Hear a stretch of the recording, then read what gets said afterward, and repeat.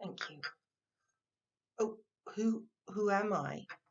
Um, well, I'm by way of being sister to our hostess here today at this at home.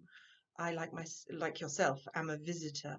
Um, I am her younger sister. In fact, for a little while, I did live here at number 6, Constitution Terrace, Luton, Chatham, with my sister's family, but I have not resided here for some little while. I'm passing through at the moment on my way um, else, elsewhere. My name is Miss Anne Pratt. Oh, you're the person who bought my book. Oh, Catherine did tell me that there was one person coming today who had purchased it. Flowers of the fields, gardens and woodlands. I do hope you enjoyed it.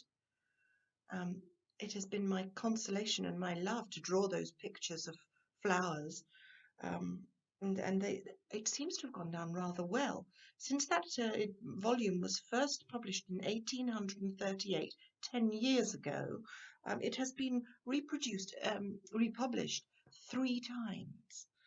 And that has been sufficient to grant me an income that I am not a financial burden upon my sister, my beloved sister, Mrs. Young, and her family. And that is why I was able to live independently in Brixton for a little while, nearer to London, you understand. But, of course, this last year has seen a dreadful cholera epidemic sweep across London and the southeast. And as you see, I'm not in the best of health. And it has been decided by my doctors and my family, my loving family, that perhaps I should remove myself for a sea cure to the coast at Dover. We have a relative, Mrs. Bailey, who actually keeps a lodging house down there, number 39 Castle Street. You can actually see the entrance to the castle, well, the road that winds up, and then see the castle up on the top on a clear day. And I will live there, and hoping that the sea will do my chest, my heart, my lungs, and I have a stiffness of the leg as well. I do not know if I have the bravery to venture into the sea itself, but I am told it is very efficacious for stiffness of the joints. I wonder if I might ask you a favour. As you are someone who has experienced my works, and you will have noted that by each image that I have produced of the plant in question, I have then been inspired to put text down, sometimes poetry, paltry offering, I know, I am no Mr. Wordsworth, sometimes inspirational thoughts that are brought upon one by the plant, sometimes scientific facts for education. I wonder if I might recite for you one poem that I have recently produced, for I'm thinking with the success of the first volume of producing another, and yes, I'm still painting and sketching and producing these pictures of plants and flowers particularly. I wonder if I might recite to you something that's very appropriate for this time of year, for the spring, and it is of the wood anemone. May I recite my poem? Flowers of the wild wood, your home is there, mid all that is fragrant, all that is fair, where the wood mouse makes his home in earth, where gnat and butterfly have their birth, where leaves are dancing over each flower, fanning it well in the noontide hour, and the breath of the wind is murmuring low as branches are bending to and fro. Sweet are the memories that ye bring of the pleasant leafy woods in spring, of the wild bee so gladly humming, joyous that earth's young flowers are coming, of the nightingale and merry thrush cheerfully singing from every bush, and the cuckoo's note when the air is still, heard far away over the distant hill. Ye have lovely companions too, the primrose and the violet blue, and the celandine with starry rays, and the bluebell which the poets praise, and the stitchwort with its cheek of pearl, and the woodruff with its leafy whirl. and sanicle nodding before the breeze beneath the shadow of pleasant trees. Pure are the sights and sounds of the wild you can bring to the heart of nature's child. Plain and beautiful is the story that ye tell of your Maker's glory.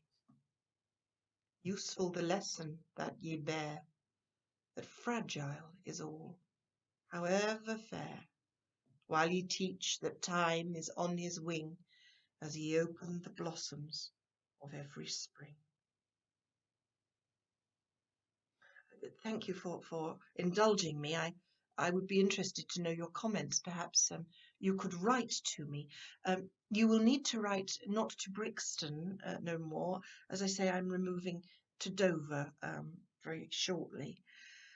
The benefits of the seaside are numerous, and who knows, I may end up writing a book upon the flowers of the coast. Indeed so. I do think it's important, and right, of course, my sister, Mrs. Young, called me a blue stocking from time to time, but I do think it is right that ladies have an education and are allowed to educate themselves further in any topic which interests them.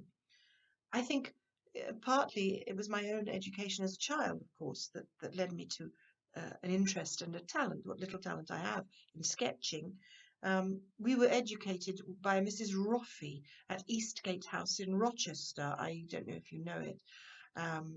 And my particular schoolmaster was Dr. Dodds. He is by way of being a relative through my Aunt Mary.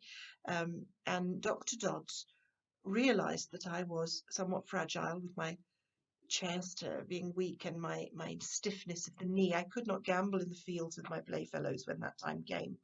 And so he would bring me plants from outside to sketch and draw. And it has been the joy of my life to do that.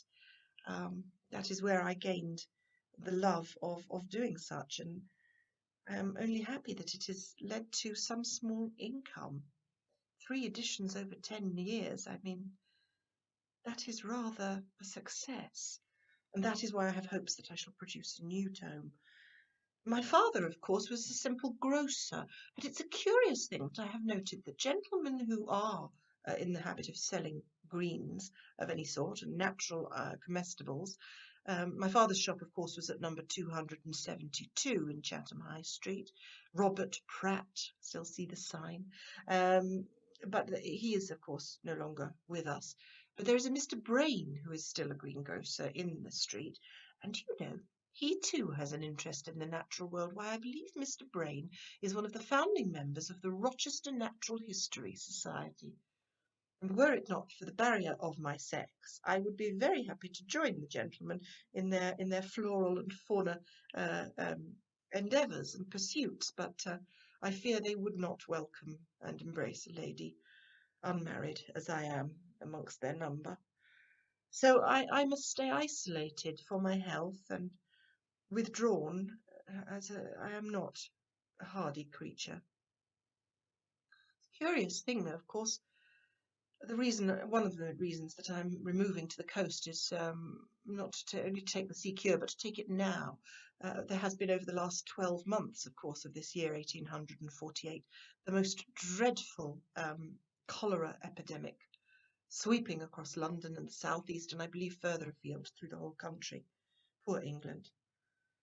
And there are many who have suffered and many who have died as a result of this terrible disease. I worry for those who are, like myself, perhaps infirm and frail, residents of institutions who cannot be apart from those who are sick. For instance, there is a poorhouse, of course, in Chatham High Street, and I worry for the persons there, although I'm sure they must be better looked after than, I don't know if you take an interest in the Times.